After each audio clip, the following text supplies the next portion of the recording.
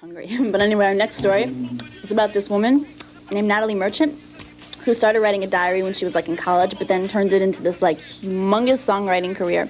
Now she goes around to different high schools talking about creative writing, so check it out. Hot mustard! Oh!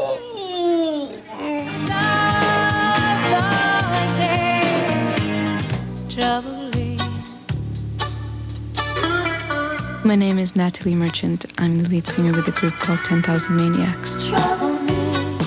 I joined the group when I was 17 and a half years old. I didn't really dream of being in a band. What I expected to do was maybe become a teacher. Look, it's sticking. Try something in E here. Yeah. I've always been interested in teaching.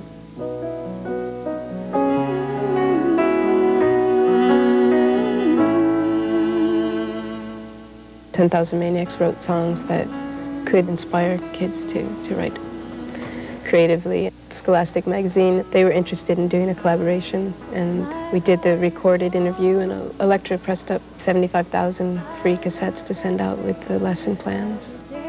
Okay, yesterday we talked about how we went about writing lyrics. We've listened to many of Natalie Merchant's songs, and we got some ideas from her.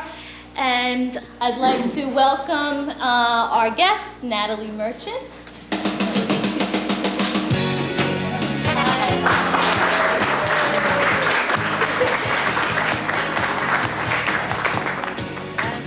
I was hoping that this project with Scholastic would just act as a springboard to interest you in creative writing. Teresa, what is your topic about? In general, it's about child abuse. Okay. All right, it's called Our World is Crumbling. Oh, please save me. Please don't let me hit on my baby. If we can't make it together, how are we supposed to make it apart? Why? Why is this happening? How can our perfect world be crumbling? Why? So much sadness in this room. It needs to be expressed. And what's the matter here? You witnessed a boy being abused. How come you didn't report his parents to the authorities? That's a good question. The way that I intervened is I gave the child a safe place to go. That young boy without a name, anywhere I'd know his face, in this city.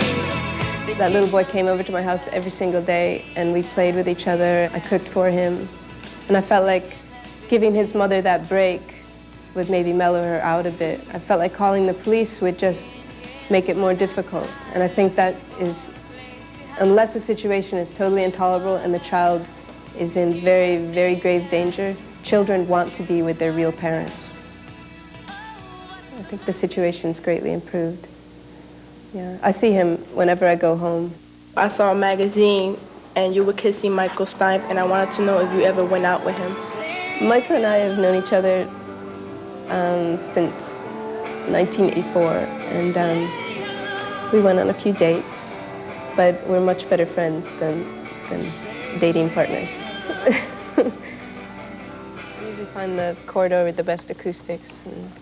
And how do you do home warming up, or are you? Oh no, I'll do that. Hello. Who inspired you when you were younger as far as like songwriting? My mother was really young when she started having kids. She was 18, first time she got pregnant. So she was still listening to a lot of pop music. And so we grew up with a mother who ran out and bought the Beatles records the day they came out. My grandfather's a piano tuner, and he used to sing in a barbershop quartet. My family's from Sicily, and there were rumors that a great aunt of mine was an opera singer, but I think she was really just a showgirl. So I don't really think we came from that refined a stock.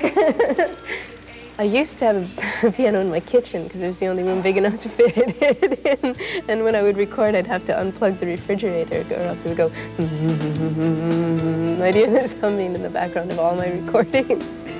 But now I have a special room for my piano. When did you start songwriting? I didn't write my first song until I was actually in a band, which was the forerunner of 10,000 Maniacs, when I was 16. I can remember when I first started writing in a journal for the first time, I found myself writing about a lot of things I was angry about. What's it like being with 4 other guys, especially like when you're 17? Like, how did your parents react to you going on the road with?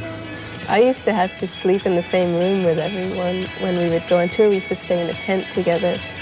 It was a happy day when I finally got my own dressing room. There's a big brother vibe that goes on in the band, and it took me years to break that because I wanted to grow up. So there's a little bit of resentment sometimes. You're not going there by yourself, Natalie. I am too, and you can't stop me. Are you ever worried that your songs are going to be misinterpreted, or that people won't get the message or the theme behind it? I eat for two, walk for two, be for two, now. I'm astounded sometimes, like the song I wrote, Eat for Two. I wrote that just about the plight of a young girl who was pregnant. She's actually very upset about it and almost in shock that this had happened to her. People thought that it couldn't be played on the radio because it was pro-choice, and then other people thought it's anti-choice, and to me, it had nothing to do with choice. Her choice had been made. She was pregnant, and she was having the child. But I feel like it opens up doors for discussion, and that's something in itself. You have such powerful emotions in your songs. If you don't mind me asking, are you like in love? Well, I prefer to not answer that question. How's that for an answer?